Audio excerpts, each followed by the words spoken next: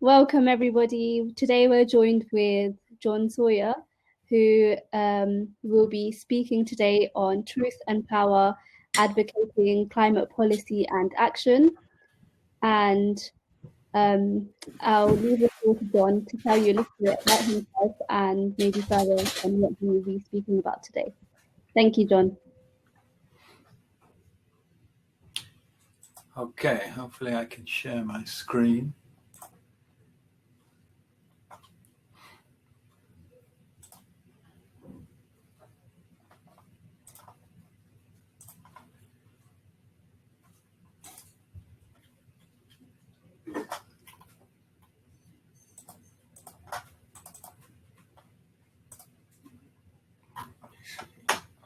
Aha, I hope that is now sharing.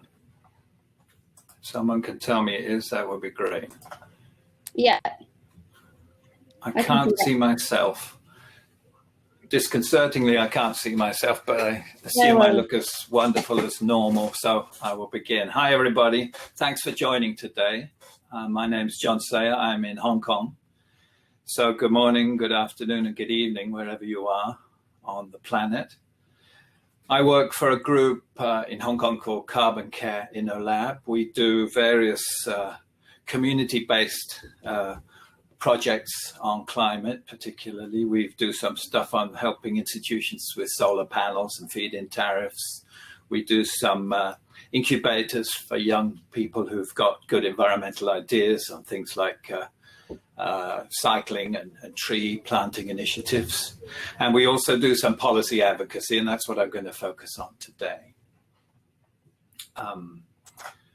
We are, as Carbon Care InnoLab, we're lucky enough to have accreditation with the UN, and we went to we've been to many of the recent COP meetings, the climate talks meetings, and actually 10 of us went to the Paris COP21 in 2015. We didn't have enough badges for everyone, so we shared them. The 5 of us went in the first week and another 5 went in the second week. We shared the badges out, but there was plenty going on in what they call the green zone, which is where you don't need a badge, and there's all sorts of seminars and meetings and exhibitions there as well. So that was very good, and some young people who won a video contest on the environment in Hong Kong, the prize was that they came with us to COP21, and they're among the people you can see in this picture here.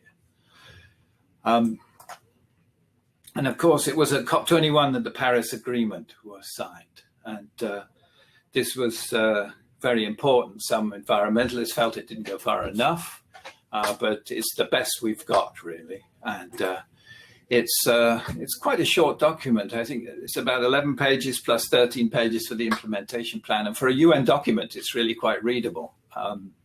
You can actually download it. It's in is it 5 official UN languages?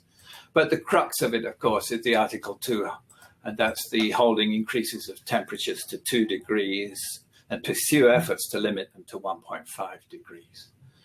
And that is incredibly important, as I'm sure you all know, for action on climate. And that is what we pin the work to. So when we got back to Hong Kong, we said, okay, what can we do? We were there, we witnessed the achievement of this agreement, nearly 200 nations signing up to this agreement. What can we do in our city, in our territory of Hong Kong, to help drive the ambition level? And so we asked a very simple question, which is, of course, very difficult to answer. But we felt this was a useful advocacy question. Is Hong Kong doing enough to deliver the Paris Agreement? Its part. And what we did, we kind of deconstructed the Paris Agreement in order to see if we could make it understandable to the non-specialist. I mean, there's a lot of UN language there, and as you know, the Paris Agreement is more about process.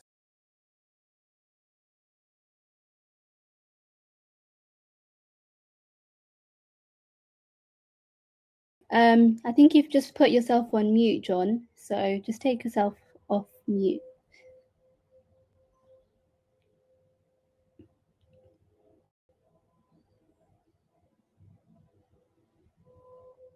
We can't hear you just yet.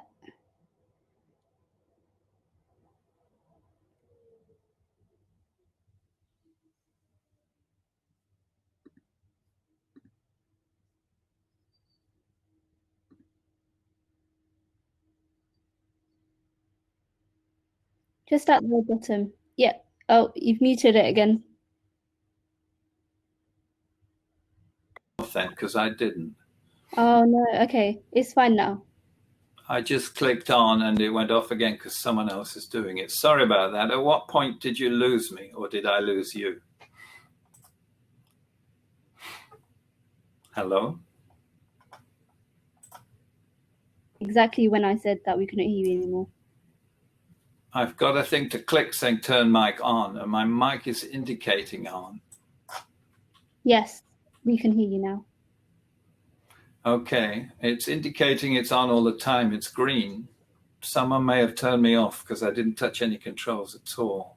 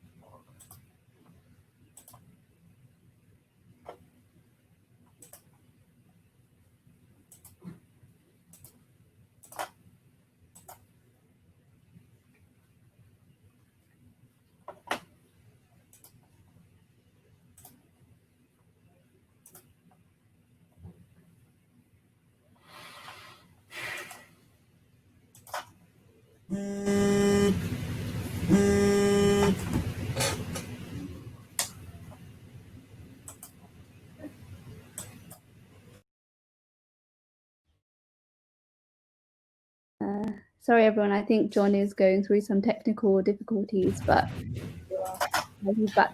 Hello. Yeah. Sorry, is it? I don't know.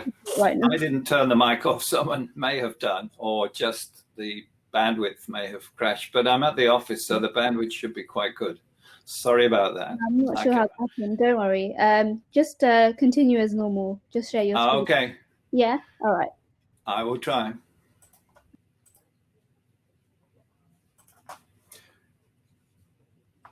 Okay, everybody. Sorry about that.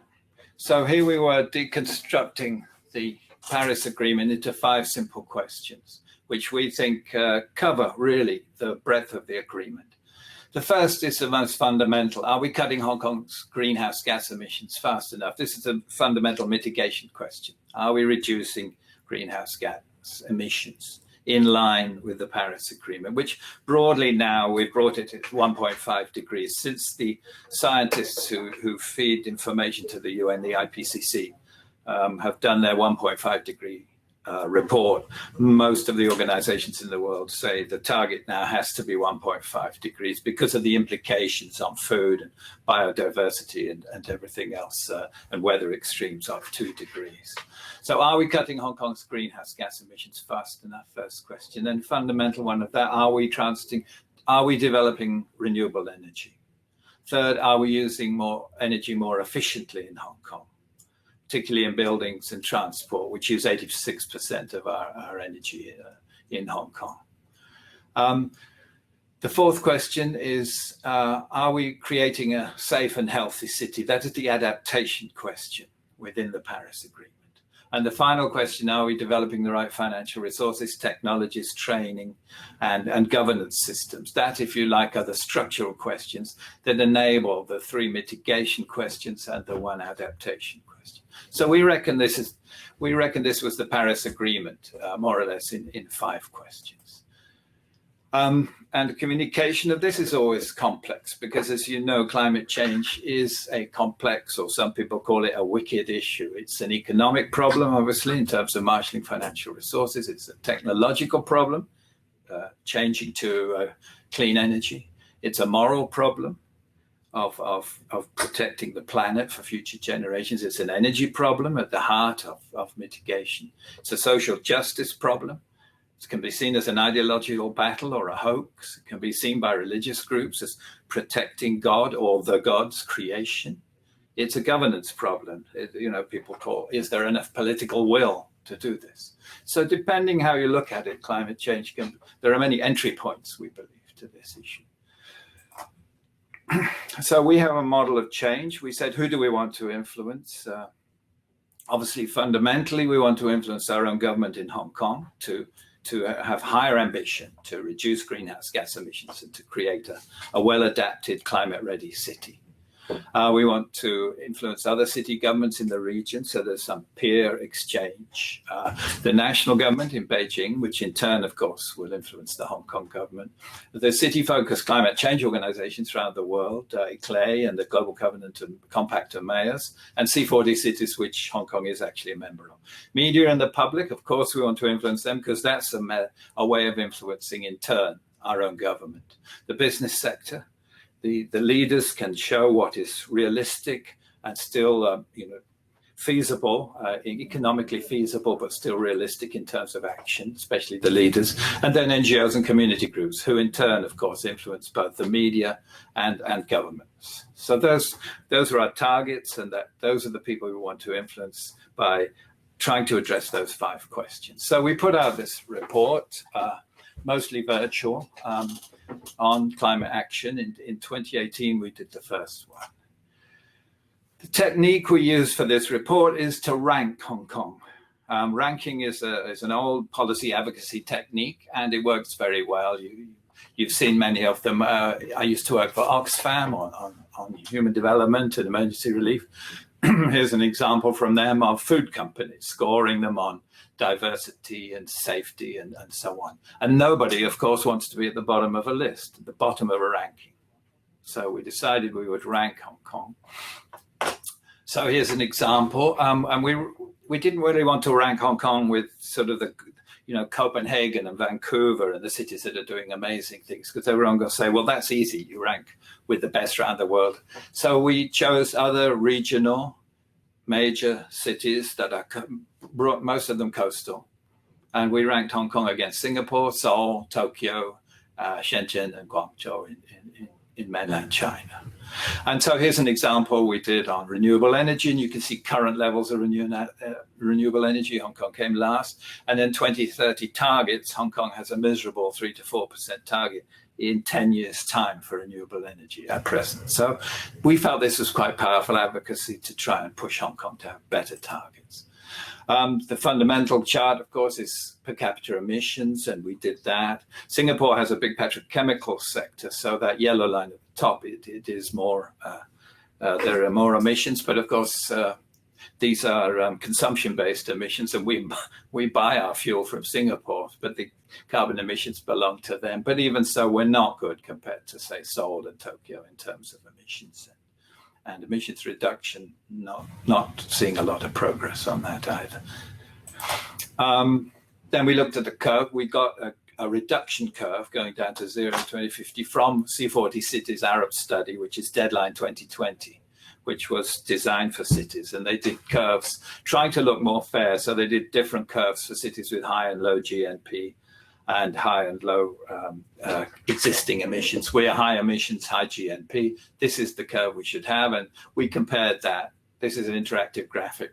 This is a screen grab from the web.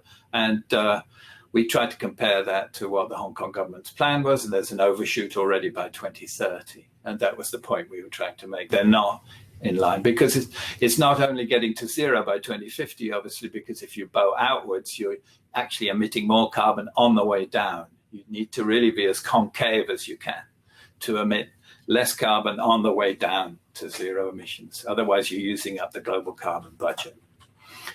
And then later, a couple of years ago, the WWF, WRI, and other groups, EDP, some of the action groups began to develop science-based targets for cities. This is still a kind of work in progress, I believe, but because they were designed originally for companies. But they are there, and the metrics and the formulas are there.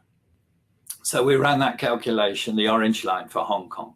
And as you can see, by 2030, we're supposed to be down to about 2 tons, just over 2 tons per capita carbon dioxide equivalents. But our government plans are above that, and there's no plan between 2030 and 2050. So we felt this was useful as well, using what science we could to make the argument that Hong Kong really should be doing better. And we did things like building efficiency. We managed to get statistics for that.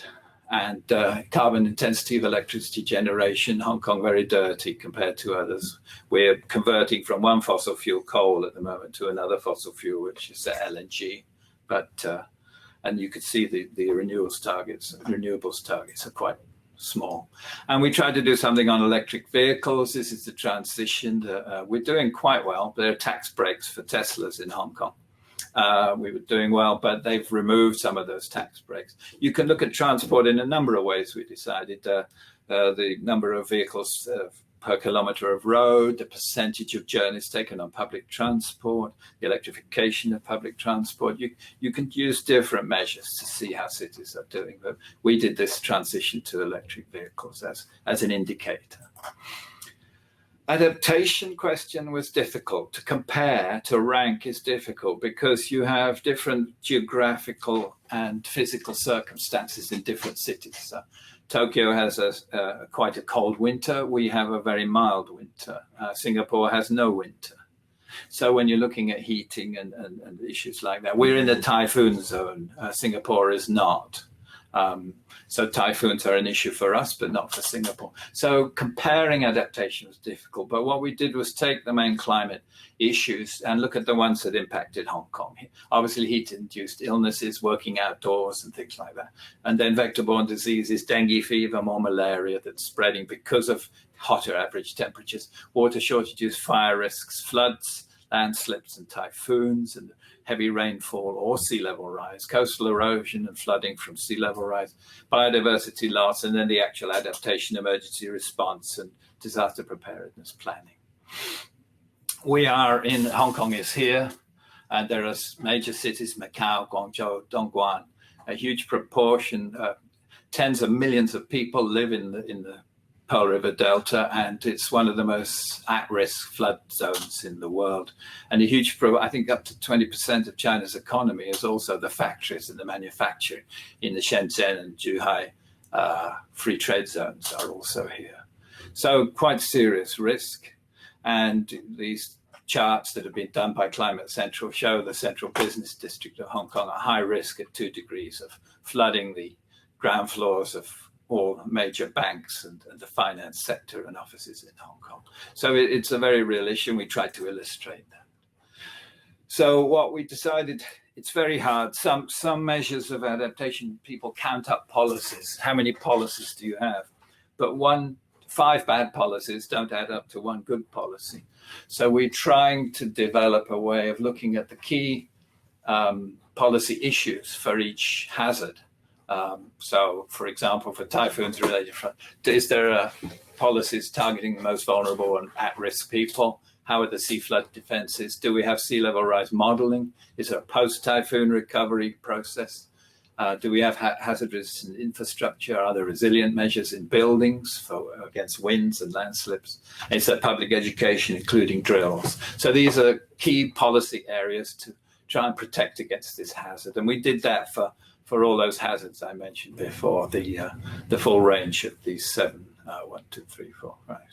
7 hazards and 1 overall structural thing. So we did that for those, and we're beginning to fill in. We decided the best we could do at this stage was a traffic light system. So we're working, trying to get that kind of information. Here's another one, biodiversity. Are we monitoring habitats? Is it in planning? Do we have good laws on illegal trade in endangered species? Are we enforcing those laws? And are we looking at overfishing? Do we have effective control of chemical use and GMOs? So it's, again, key. We identified from various reference sources key policy issues, and we'll do a red, green, and amber ranking of each of those to try and get an indication of progress. The second area we went into was we did a report card. Now, everyone's had a school report. That's kind of universal across the planet, unless you didn't go to school. Mine were particularly bad, I remember. And we decided that it's recognizable. So again, we did a school, we got a panel of professors and engineers and other people from around Hong Kong, and we asked them to rank Hong Kong and give a mark between A+ and E on all of these indicators on mitigation and adaptation. And we wrote school teacher-like comments on how Hong Kong was doing. And the average overall, we gave Hong Kong a C-. Now, this is quite useful in social media and the media, and the Hong Kong government didn't like it very much, but we hope it encouraged them to have a higher climate ambition. So we kind of greenhouse gas emissions falling short of essential targets, high risk of stranded assets. So a bit like a school report, but obviously related to climate change. The second area of the whole project is not these reports that we've done on media, social media, but at the climate talks where we went, it's increasingly apparent in the years, and we've been going since Copenhagen, so for many years. And in the last 5 years, we've seen the role of youth really grow and be so impressive. And in a way, the only sign of hope at these talks, as all the government bureaucrats continue to say fine-sounding things, but actually protect national interests and not move forward on climate change in the way we would hope. But the youth from all over the world, these are two separate panels, one Youth for Climate Action, and I can't remember, they both consisted of all women and all from China. And some of them were self-funded, and some of them were high school kids, not university. They were from high school. Very impressive, very articulate, talking about what needs to be done, how we need to push governments. And there were all others. And these are a whole bunch of smart kids, because they all managed to get inside the climate talks. So we thought, how can we push this forward a little more? We had our own people from Hong Kong in the talks, about 5 of them. They did very well. They did live webcasts. They did a lot of social media. They got involved with Yongo, the youth NGO, and they were presenting in forums with the actual delegates, the negotiators. They managed to, and they met people like Patricia Espinosa, the head of UNFCCC, and Greta Thunberg. And these are just Hong Kong people given the opportunity to get into the climate talks, and a little bit of preparation from those of us who've been longer. So what we decided, part of Paris Watch should be climate advocacy training for young people. So how to work a conference, how to have influence. You can make a difference at an international conference. You don't need a vast amount of experience. You have the energy and you have the passion. So we're doing training now on, obviously you need the background issues on the climate change, the impact and the science. But you need to know about international agreements and conventions and negotiations and how those work, how the international and regional conferences work, the structures and the players, how to organize, how to use youth organizations to have a collective voice, how to speak and write and post on internet, but how to speak in public, how to frame your argument so that it attracts people and gives them energy and hope rather than despair or skepticism, and how to do advocacy and lobbying skills with those who are actually negotiating, or the assistants, the Sherpas to the negotiators. So this is the curriculum, if you like, of the training we're doing. And this is complex. So, the blocks, the negotiating blocks you have to learn. These are the negotiating blocks of the COP talks, the like-minded developing countries, the umbrella group, the basic group, the AOSIS, the Association of Small Island States, and so on. And then these are the mechanisms within the UN process. There's a fair amount to learn, and we've added all this into the agenda so that people can learn. These are all the different components of the climate talks, if you like. That's the second area. And the third is community dialogue. At the talks, it's related to just transition. And I remember hearing a lot about that, which grew out of the trade union movement. But the talks in Poland, in Katowice, were literally on top of a coal mine. It had closed and there was an art gallery nearby. And the coal miners, some of them are painters, and they had, not professional or famous painters, but the miners themselves, the artwork. And you realize the dignity that they have in the lifetime of work, very hard work, fighting for their rights against both communist and capitalist bosses. and trying to fight for their rights all this time. And it brought home to me the respect you need to give to people who will be hit by the transition to a greener economy. And people who are vulnerable to the change. And the Gilets jaunes, the yellow vests in Paris, it may have been co-opted now by some political groups. In the early days, people from villages, it's fine for Parisians to say we're going to put up diesel prices, but people in villages with no public transport. And these people are simply saying, tax people with aeroplanes, tax people with boats. Don't tax our only means of going to the shops. So a just transition, ensuring that you don't hurt vulnerable people, we realized is quite important. And so we developed a community dialogue process.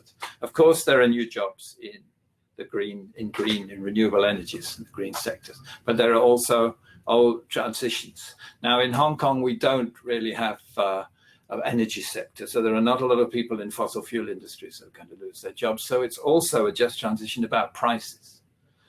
If energy prices go up, transport prices go up. Here are people queuing for an hour-long bus ride home at the end of the day. If they can't afford the bus fares, while the super rich still can afford private jets, then that's a problem in the transition if energy prices go up.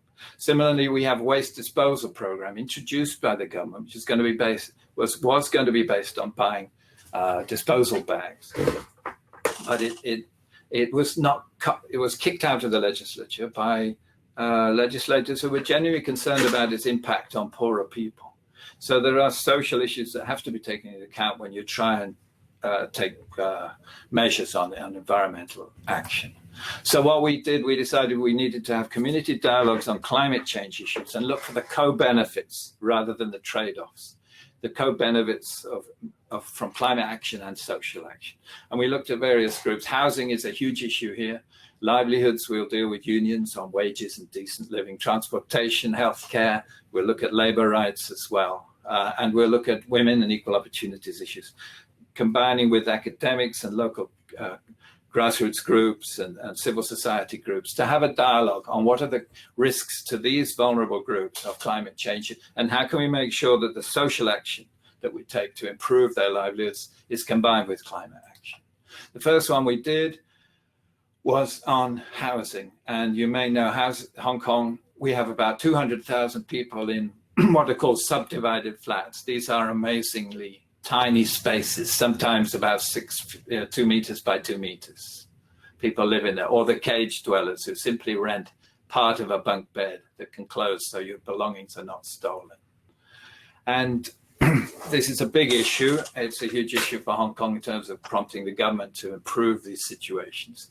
And there's obviously a conflict. We've had a lot of very hot nights during this summer related to climate change. And there are issues for these people in subdivided flats in terms of heat in these very confined and poorly ventilated spaces, in terms of new diseases, pest infestations, and in terms of access at times of heavy rainfall or typhoons. So what we did, we've got engineers, we've got local community groups and community representatives and district level politicians to have a dialogue on what the issues that they see for housing issues and the issues we see as climate change, and how we can make sure that if we make social progress in improving housing, it can also be more sustainable and can take account of the risks of climate change so that we can see co-benefits from environmental and social action. And so we're doing that with them, and we will do more with transport groups and labor rights and health groups and women's groups as time goes on. The conclusion from all this is my last slide, is really, what we learned is we have to focus on the big issues that make a real difference in global heating and in mitigation and adaptation. And that's energy generation, that's efficient use of energy, that's protecting the most vulnerable in terms of adaptation. And so these are the issues we have to do policy advocacy on. I'm afraid it's no good. And I do this, of course, I refuse plastic straws, but it's no good to focus entirely on, I didn't use a coffee cup today. We have to say, how is our electricity generated? And our bill, what are the major users of energy in our society? And how do we reduce that with more efficiency? And then break down the policy issues to clear targets, which we are doing with other environmental groups in Hong Kong, calling on the government to make these changes in energy generation, to set targets for renewables, to set targets for building efficiency, and decide who you want to influence and do a power analysis. Some scientists, it might have been Nicholas Stern, Lord Nicholas Stern, from the Stern Review, he said it's no longer a question of trade-offs between environmental action and economics. Environments and economics now work together. It's a trade-off between those two and vested interests. And that's the blockage to climate action. Those with vested interests, they can be political vested interests, they can be business vested interests. And then consider your communication strategy, both the mediums that you use. And we use a lot of internet, we use Facebook, we use Twitter to get the information out, and WhatsApp, and of course websites.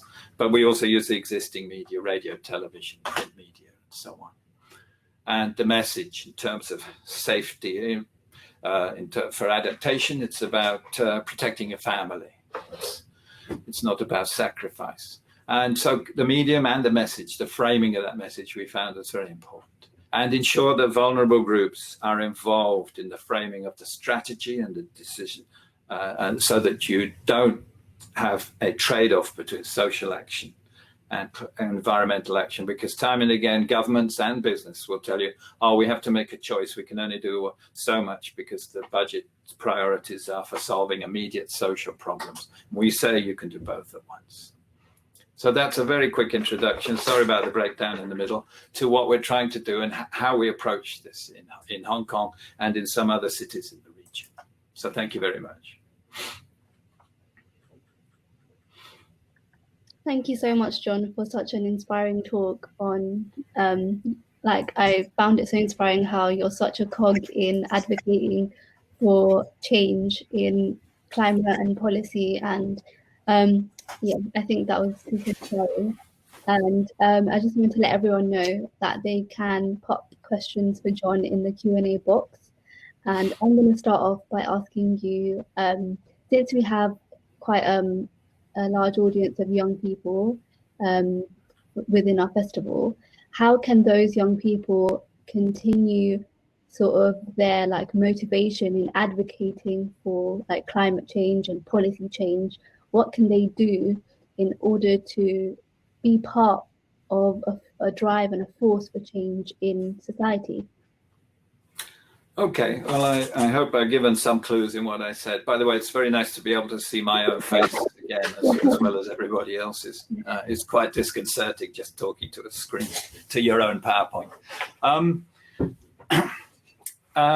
To me, the first thing is to believe that you can engage in the hard issues, in the policy issues, and you can have influence. And we've seen that time and time again in the climate talks. It doesn't mean that everyone in the world has to try and get inside the climate talks. But some of you have a really good opportunity because the next ones are in Glasgow. So they're there, and there's stuff going on usually around the talks. You don't even need accreditation to get inside. But there are UN processes that are also regional. They have European processes, Asian processes, Africa, Latin American processes as well. The UN has youth structures like Yongo, and there are other youth groups that are having working groups looking at gender and climate, finance and climate, mitigation, adaptation, loss and damage issues. So all the components of the Paris Agreement, they have working groups, and they get opportunities, the young people, to create their own policy, and then to put that to delegates, either your national delegates before they go to the meetings, or at the meetings and through the media. So I would say, believe that you have the power to influence change. Do that by joining youth movements, youth organizations that are working on climate.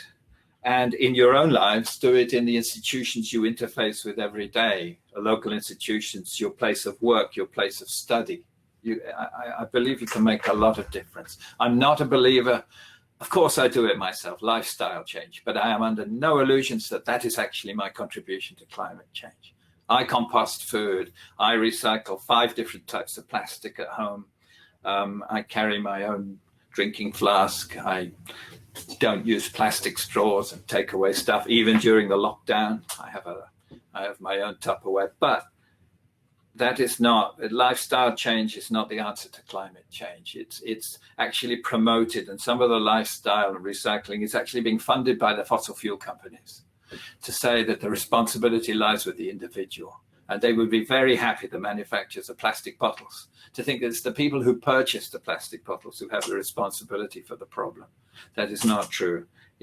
We need to stop producing these things. So lifestyle change is something that gives us the moral strength to speak out on the hard issues and speak truth to power to those who have the power and the wealth that really make a difference in climate action. And I would say to all young people, therefore, pick your targets and believe you can speak truth to power.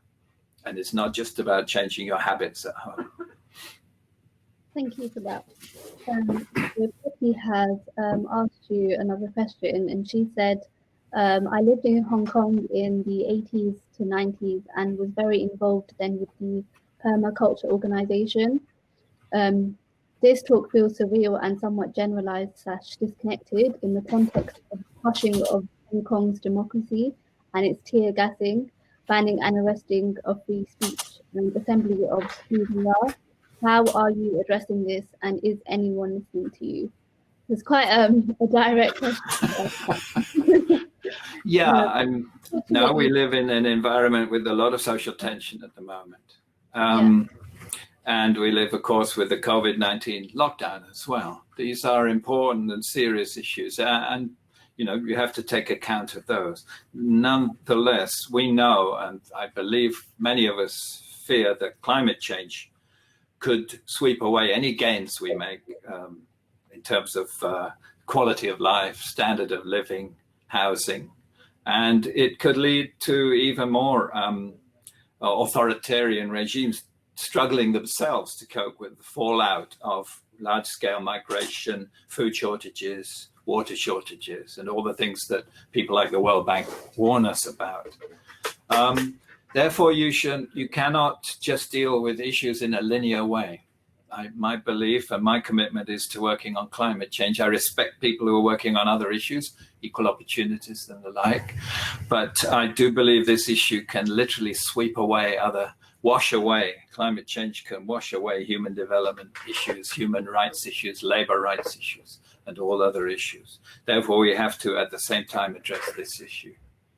And I'm sure if I'd been given a speech in December 2019, telling you how important it was to prepare for pandemics, someone would have put a question up, why are you talking about pandemics? We have tear gas in the streets. It's not important. And so, as I say again, these issues I don't think are linear. We have to deal with them all if we're to make human progress. Thank you for that. Hopefully Poppy will see that later. She said she had to dash, but thank you for your answer. Another individual has asked, do you think climate youth initiatives can be alienating for older generations, particularly climate deniers in positions of political power? Should we have to address this? If so, how? I think there's an awareness, but I think people who are older, particularly people in sort of the powerful positions in mid-career or mid-late career, have a lot of vested interests. They defend outrageously the interests of their job and their career. And so they don't want to hear. But at the same time, I meet every day older people in universities, in NGOs and that, who are fully aware and are some of the most active and committed people on climate issues and sustainability issues and the Sustainable Development Goals. And so I don't think you can really generalize.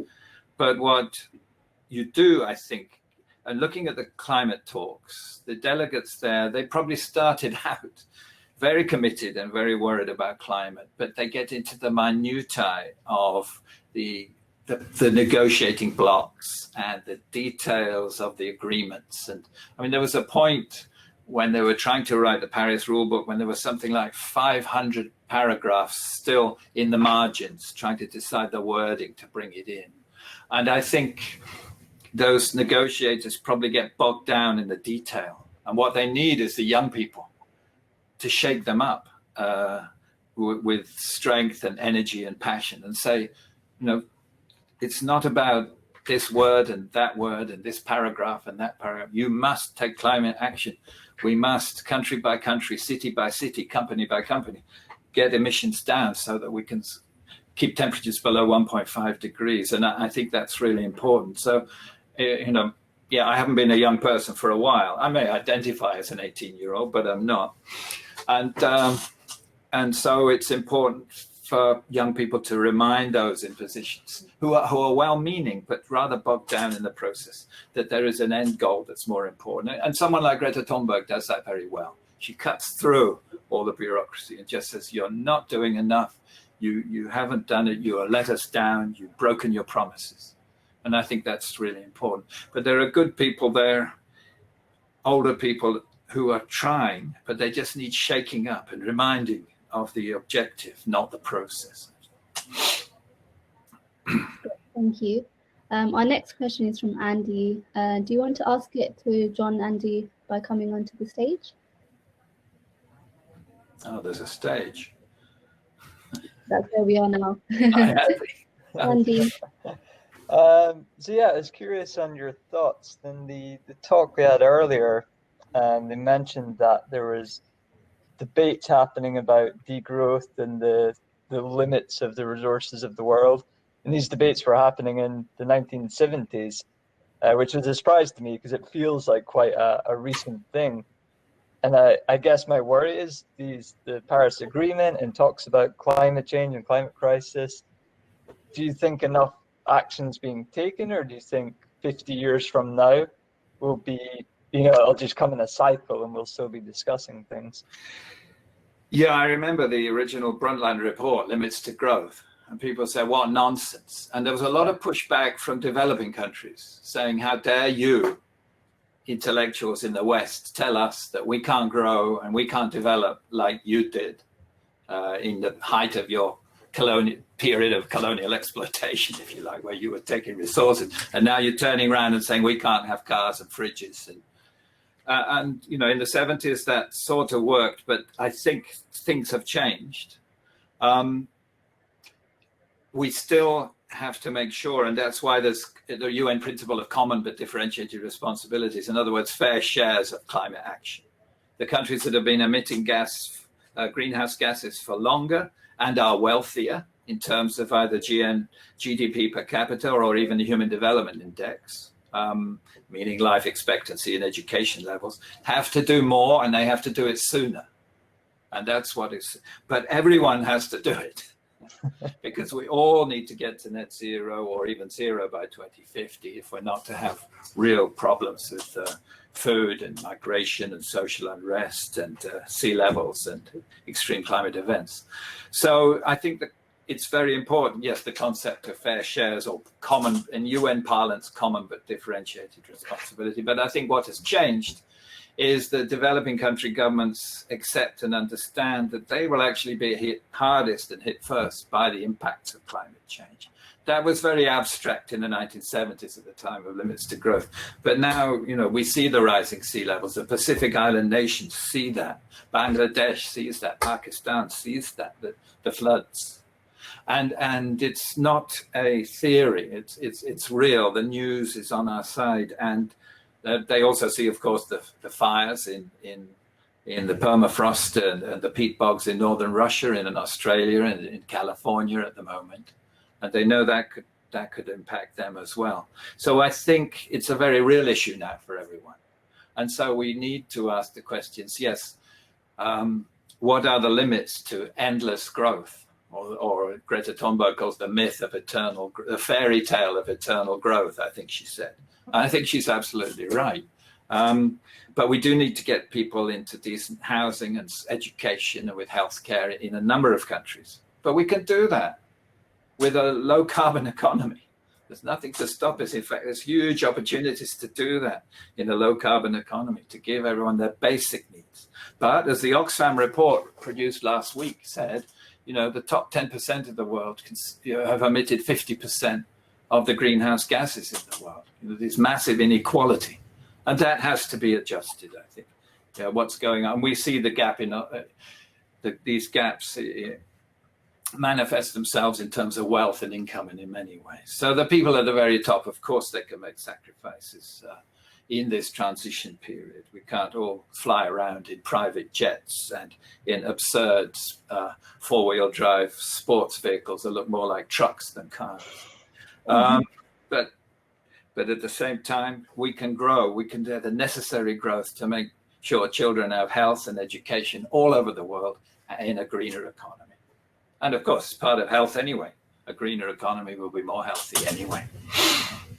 That's great. Thank you, John. Yeah, that's gives me some more hope and optimism. I appreciate it. Cheers. Thank you. Next question is from Paramjit. Do you want to come onto the stage to ask your question? Hi, John. Hello, hello. Yeah, I agree with lots of stuff that you're saying and the approaches that you're taking.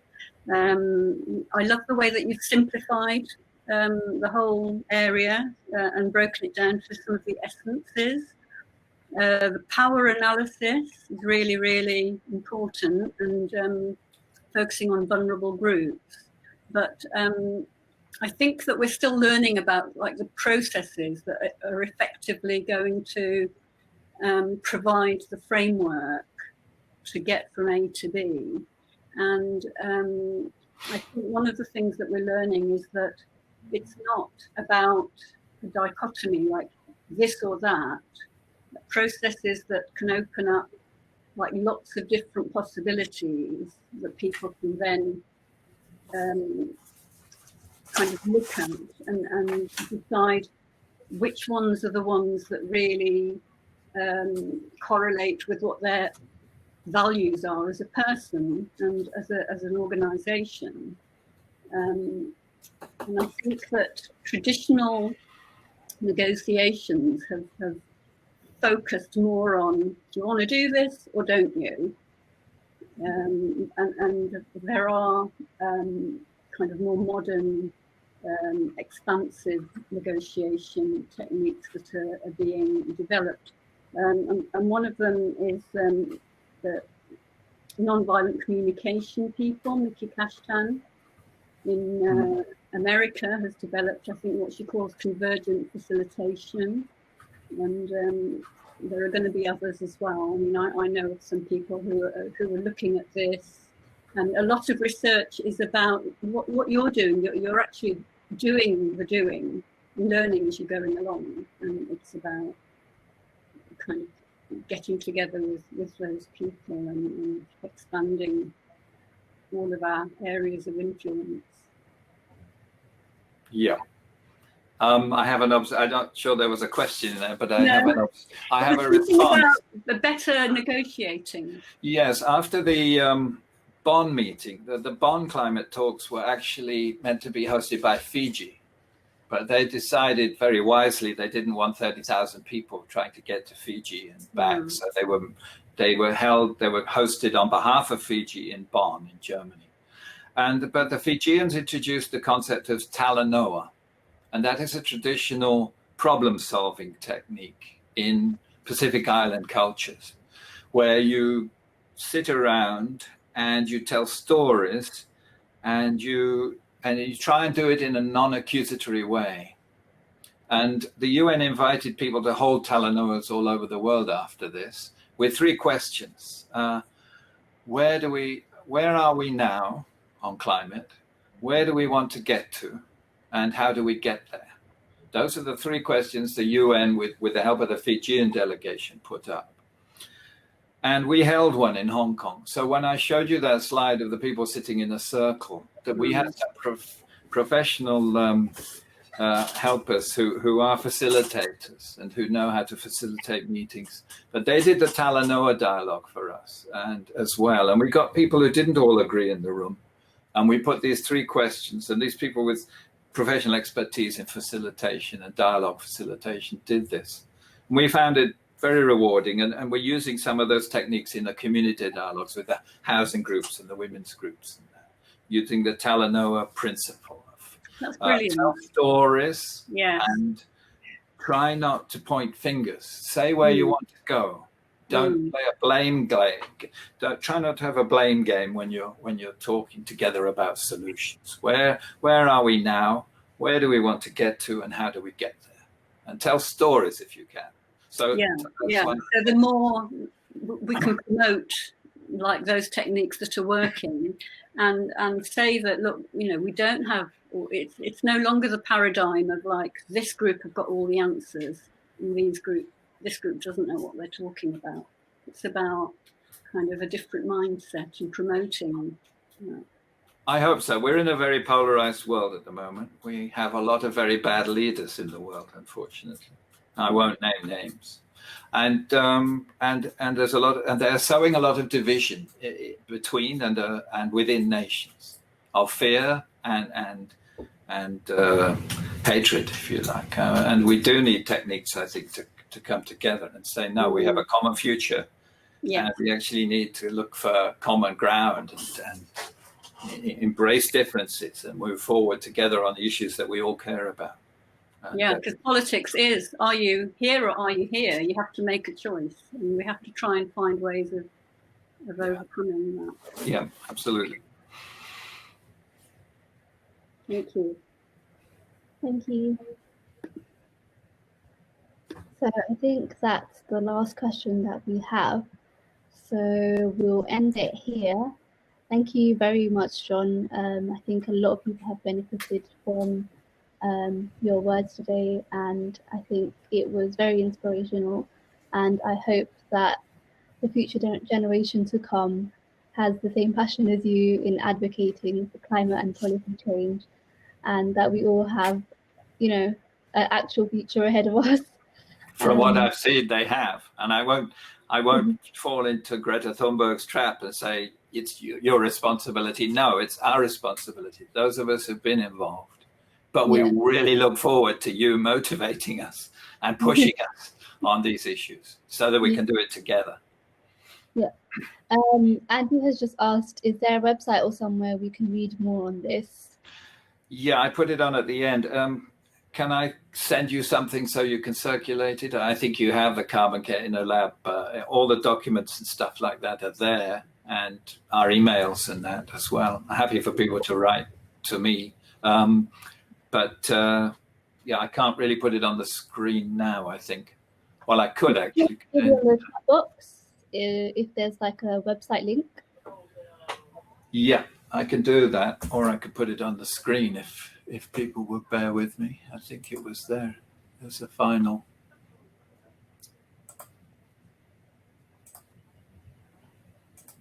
Was that it? Yeah, that's it.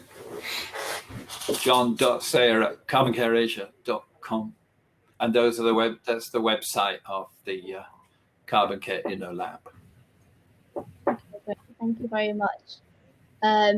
Anyone who wants to take down John's email or the website, just maybe take a screenshot now before we end it here. Thank you very much again, John, for joining us today, and I hope that you also had a good time. I did, and I hope the rest of your meetings go really well. And all power to you. Thank you very much.